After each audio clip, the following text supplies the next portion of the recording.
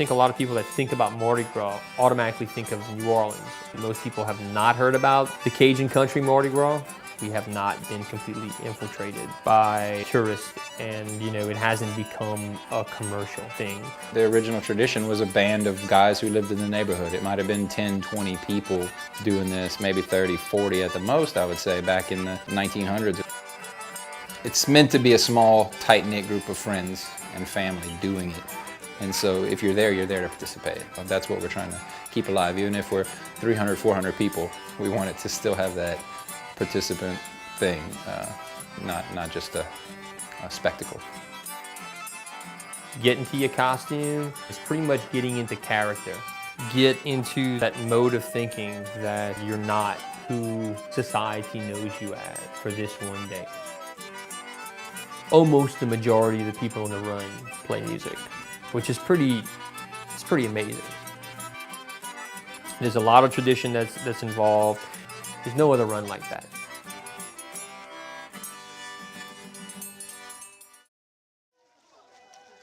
First thing in the morning, when everybody arrives, we depart around 9 o'clock, so people start arriving between 7 and 8, something like that. We'll start rounding everybody up and getting them over to usually around the bandstand. So number one, make sure everybody's got a costume, make sure everybody's got a mask. Let's go, everybody in the bandwagon, over here. Our head captain is Lindsey Young. Lindsey's really the image of Mardi Gras. Everyone looks up to him. He pretty much controls the entire Mardi Gras with the wave of a flag. So Mr. Lindsey's going to be our captain for today. Pile up and wait for me to wave this flag. When I wave that flag, y'all hit it like the beaches in Normandy. Mardi Gras, make sure you come up to the front. We're going to teach you a song real quick. Donnez quelque chose pour le Mardi Gras. Donnez quelque chose pour le Mardi Gras. Donnez quelque chose pour le Mardi Gras. Donnez quelque chose pour le Mardi Gras. Donnez quelque chose pour le Mardi Gras. We really want to shock people when they show up, especially the new timers.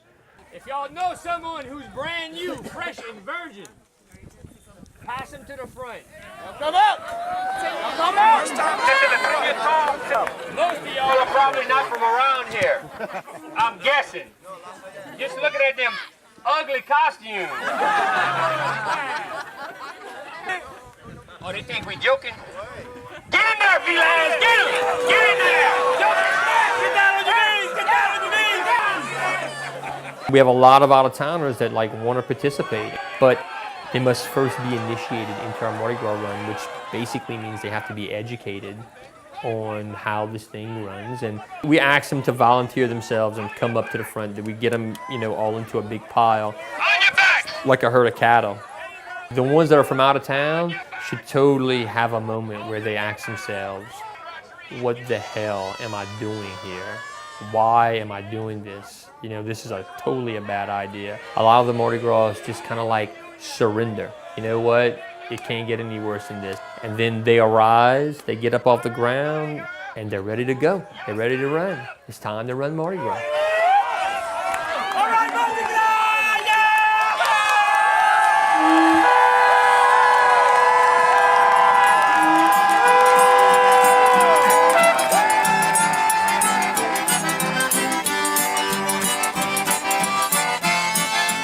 A lot of the Mardi Gras costumes are based on making fun of the authority figures.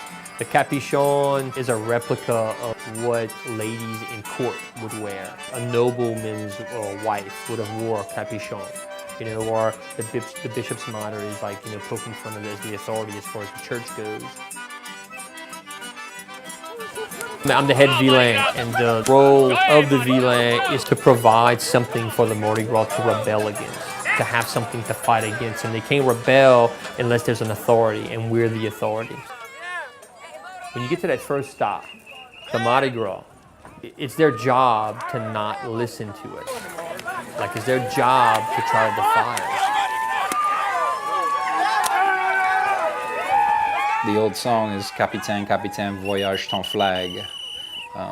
It's when the captain waves his flag, that's when the Mardi Gras charge the house. And once we're in the yard, there's a whole nother line of events that take place. They should be begging for money or for ingredients.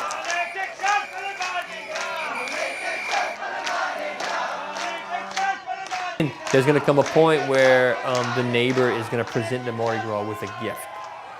The reason behind the chicken chasing is because we're going around begging for ingredients for the gumbo for the Mardi Gras. Hey, Mardi Gras!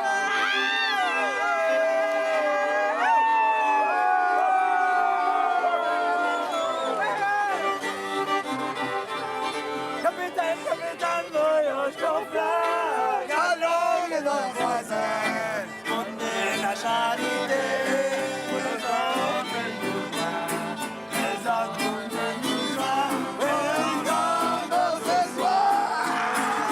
Once people are kind of rested up a little bit, then there's a 30-foot pole that's greased up really, really nice. And it's asked of the Mardi Gras to release that bird.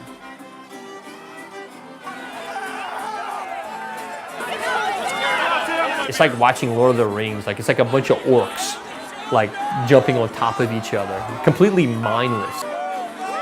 I've seen 7-year-olds in this pile, and I've seen 37-year-olds in that pile of people. And this goes on for like sometimes 45 minutes to an hour.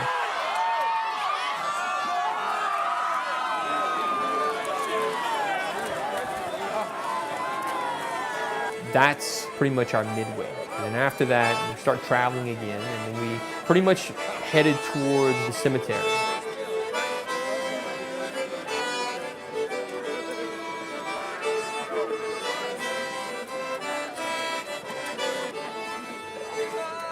It just so happens Dennis McGee, who's like a saint of Cajun music, is buried down at the end of the road. So we incorporated that as part of the run, stopping over at his gravesite and paying tribute to him.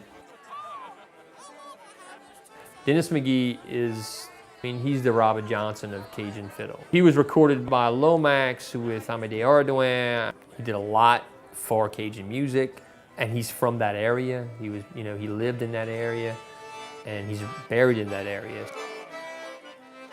Joel and I typically play one of Dennis's old songs or some old fiddle tune just to kind of be there and soak up his aura for a little while and pay respect to the master.